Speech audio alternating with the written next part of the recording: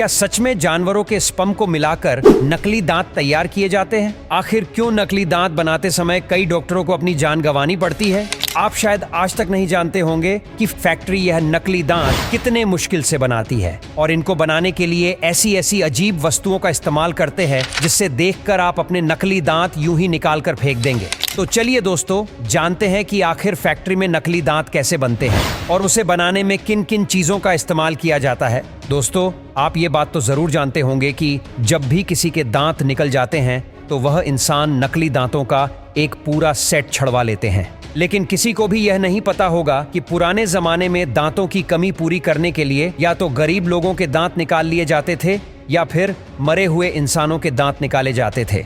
लेकिन आजकल दांतों को बनाने के लिए सेरामिक का इस्तेमाल किया जाता है। सबसे पहले तो मसूड़े और जबड़ा बनाने के लिए वैक्स की मोटी परत को आग की तेज ज्वाला से गर्म किया जाता है।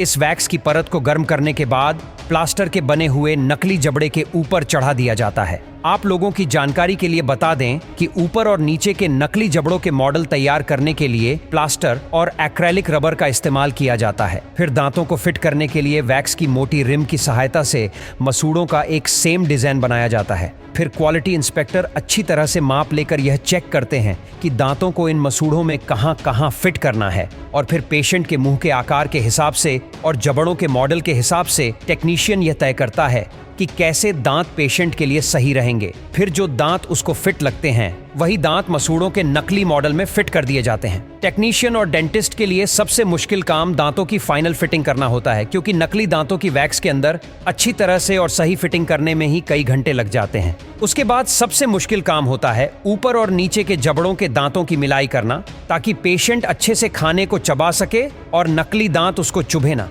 जब टेक्नीशियन को लगता है कि दांतों और जबड़ों का एक मॉडल सही से बन गया है और एकदम फिट है, तो उसके बाद सारे दांतों की मैन्युफैक्चरिंग शुरू कर दी जाती है और फिर दांतों के कई सारे नकली जबड़े बनाए जाते हैं। फिर उनको प्लास्टर के मॉडल में डालकर गर्म किया जाता है ताकि वॉक्स को पकाया जा सके, यानी वॉक्स को हार्ड यानी सख्त बनाया जा सके। जब वॉक्स को आंच में अच्छे से पका लिया जाता है तो पूरे जबड़े को बाहर निकालकर उसकी सफाई और घिसाई की जाती है ताकि वो जबड़े का नकली मॉडल बिल्कुल ओरिजिनल जैसा लगे। अच्छे से सफाई और घिसाई करने के बाद इन सभी नकली दांतों के सेट को एक केमिकल में डुबोकर धोया जाता है और धोने के बाद नकली दांतों के यह सेट बिल्कुल पूरी तरह से तैयार हो जाते हैं, जो बिल्कुल असली जैसे लगते हैं और इन नकली दांतों में कोई खास फर्क भी नहीं होता और इनकी वजह से इंसान अपना खाना आराम से चबा सकता है। नकली दांत उचित रखरखाव और सुरक्षित रूप से फिट किए जाने पर वे 5 से 10 साल तक चल सकते हैं, लेकिन समय के साथ आपको लग सकता है कि बेहतर फिट के लिए आपके दांत को समायोजित या मरम्मत की आवश्यकता है। प्रत्यारोपण समर्थित दांत उन लोगों के लिए एक अच्छा विकल्प है जो नकली दांत चाहते हैं, जो हटाने योग्य दांत की तुलना में अधिक स्थिर और टिकाऊ है। फिर भी यह विकल्प ज्यादा महंगा है, क्योंकि इसमें इम्प्लांट को आपके जबड़े की हड्डी में लगाने के लिए सर्जरी की जरूरत होती है।